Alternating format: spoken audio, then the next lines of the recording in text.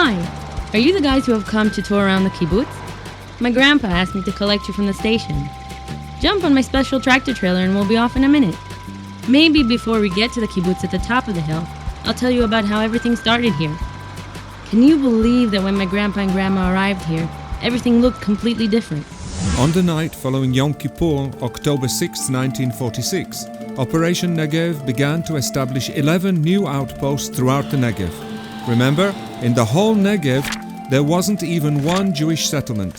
From the settlement of Bet Eshel, 5 girls and 25 boys from the Palmach set out as a core pioneer group to settle at Hatzerim. When they arrived, they discovered only a barren hilltop with just one acacia tree in a desolate desert. During that initial period, the pioneers worked hard to establish their settlement, and the laying of a water pipe allowed for agriculture. A year after the pioneers had arrived, water flowed through the pipeline for the first time, but the agricultural future of Hatzerim's 600 dunams still looked uncertain. During development, many difficult problems arose: the ground salinity, water supply problems, almost no rainfall, droughts, and natural challenges such as locusts, sandstorms, and hot desert winds. All of these led to the crisis we know today as the salt crisis. Not because there was no salt in their food, but because nothing grew in the salty earth. The group worked very hard under almost impossible conditions, and nothing succeeded. The finance minister said it would be cheaper to host the Hatzerim members in a hotel in Tel Aviv rather than support them in the Negev. My friends, many left the kibbutz in those years as the problems only worsened. Until 1959, members of the kibbutz were still asking themselves, to be or not to be. The question of Hatzerim's existence was raised for discussion at the kibbutz movement, the settlement movements, and the government. It seemed that the salt problem was not only at Hatzerim, it was in most of the Negev. David Ben-Gurion, the Prime Minister, participated in the kibbutz meeting and convinced the members to stay there and fight the problem. In a determined vote, 63 kibbutz members decided to hold on to the place and not to give up on their dream. Today, we all know that was the right decision. In the following 2 years, the land was successfully flushed of salt and crops were adapted, and to everyone's delight, the land began to bear fruit. Within a short time, agriculture had developed, which allowed the kibbutz to earn a decent living. Cultivated areas, green fields and fruit orchards covered the desert. Who would have believed it? Did you see the picture of my grandpa on the tractor? And grandma by the water pipe? It really was a courageous group who gave everything towards the goal of a desert settlement. You see, when you have land but no water, you need to think twice. How would we make a living? And how would we join the industrial area? So Grandpa and Grandma and other members started out on the journey to find new ideas. After a few experiments which weren't simple, a lot of hard work and a few drops of luck, they established Netafim. In 1965, following the salt crisis, the kibbutz moved, as did most of the kibbutzim, into developing industry. After a long search, which included a factory for making Chinese dolls and a diamond polishing factory, the dripper arrived at Hatzerim. With the help of Simcha Blas's invention, the world's first factory for the production of drippers and the marketing of drippers and irrigation systems was established at Hatzerim. Netafim. Yes, right here on this little kibbutz in the Negev, the world's first drippers were produced, which led to a revolution in irrigation methods. The factory developed very quickly, much more than they had thought when it was established.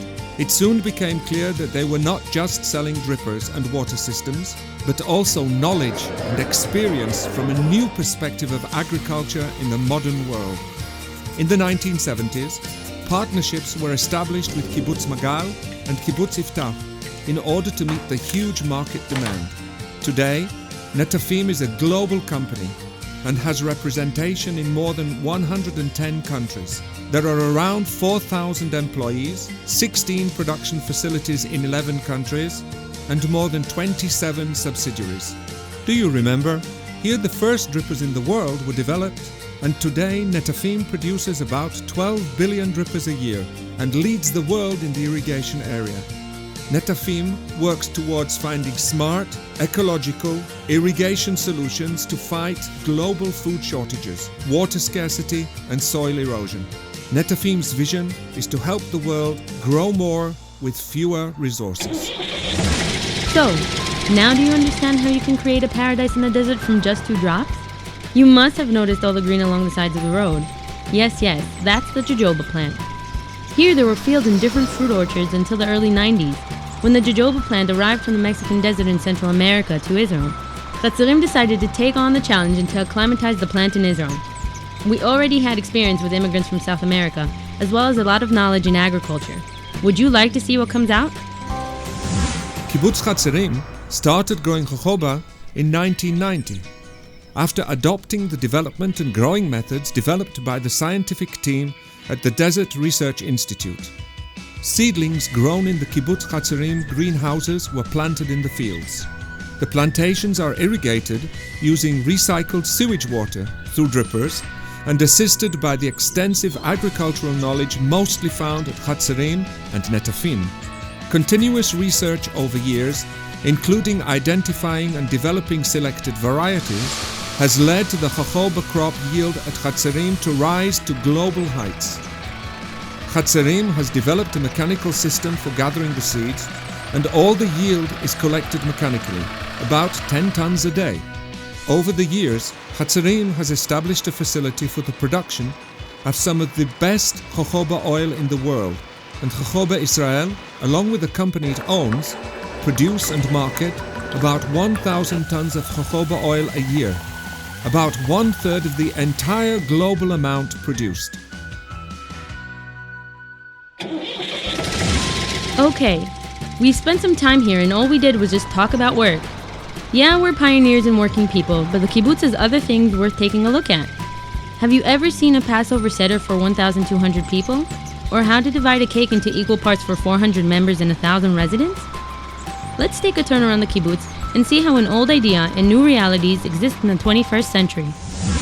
Kibbutz Hatzerim today is one of the few remaining shared communities in the world which succeeds in maintaining a community based on equal partnership and shared values. Many bodies have been established on the kibbutz in order to support the ideal of a shared, equal life.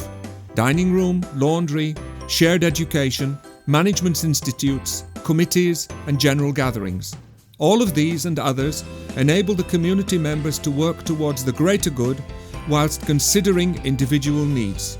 Not to mention, of course, that we are talking about 400 kibbutz members and about 1,200 residents living from one shared account, with enough for each member's individual needs. Alongside the cowshed and the field crops, over the years a number of small special business ventures have developed, giving additional people the opportunity to show their talents as well as contributing to the community's economy. An example is the Sculpture Way, which extends in the desert area around the kibbutz.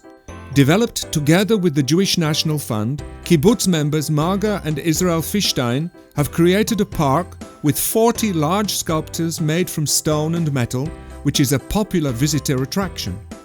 Collective education is still alive and kicking, and aside from children's houses and kindergartens, Hatzerim has the Neve B'Midbar, or Desert Oasis Elementary School, which is open to additional populations and has 300 pupils from 1st to 7th grade. The understanding that a rich and diverse community life is the key to a happy life fills the kibbutz year with celebrations and festivals involving all members of the community. The contribution to society at large has always been a kibbutz value, and today many of the kibbutz members and Netafim employees are involved in a wide range of voluntary activities. Hatzerim is a collective kibbutz, which has remained loyal to its values, but also retains the ability to change in the face of development in the modern world. This is no small feat, and Hatzerim has been doing it successfully for the past 70 years. You might ask, how can such a small group create such a big change in the world? Honestly, I also didn't believe it at first, but my grandfather and grandmother did. They were the ones who planted the first seed in the ground on the hill, and you know the rest is written in the pages of history. I'm sure you want to see these things with your own eyes, so hurry up, as the tour leaves in just a minute. Have fun, and we'll meet on top of the hill, the Aliyah Hill, That's where everything started.